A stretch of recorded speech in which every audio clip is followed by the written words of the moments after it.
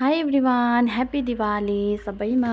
अनि आज चाहिँ म मिनी भ्लगमा के देखाउन गइरहेको छु भने खरसाङ बजारमा चाहिँ यस्तो रमाइलो लाग्दो है रमझम थियो दिवालीको है। त्यही भएर तपाईँहरूलाई देखाउन गइरहेको छु। आशा छ तपाईँहरूले मन पराइदिनुहुन्छ भनेर। सो मन पऱ्यो भने चाहिँ एक लाइक कमेन्ट गर्नुहोस् होला है त।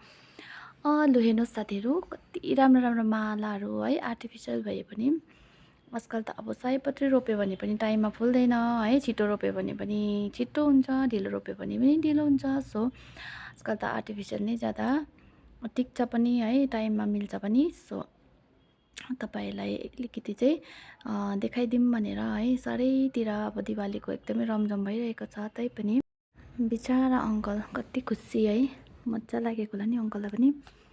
अनि घाम चाहिँ यस्तो चर्को लागिरहेको थियो कि साथीहरू, के गर्नु, तारो त पोल्लिरहेको थियो नि अब हो। तर पनि मैले चाहिँ भिडियो बनाउँदा चाहिँ एकदम केही थाहा हुँदैन हो। मजा पनि आइरहेको थियो है, रमझम हेर्नु हो। सबैले सपिङ गरिरहेको थियो।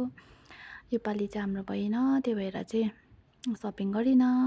लास्ट इयर पनि चाहिँ भएको थियो, तर त्यति बेला चाहिँ हामी बिजी थिएँ। त्यति बेला चाहिँ यस्तो मिनी भ्लग बनाउनु चाहिँ अब ध्यानै भएन हो। योपालि चाहिँ गरिराख्छु भनेर गरेको। साथीहरू हेर्नुहोस् न, कति रमाइलो लाग्दो भइरहेको थियो। घाम त यस्तो राम्रो लागिरहेको छ कि हिजो आज चाहिँ तपाईँलाई पनि त्यो थाहा भएको कुरा हो। सो साथीहरू आजलाई यति नै। Thank you so much for watching.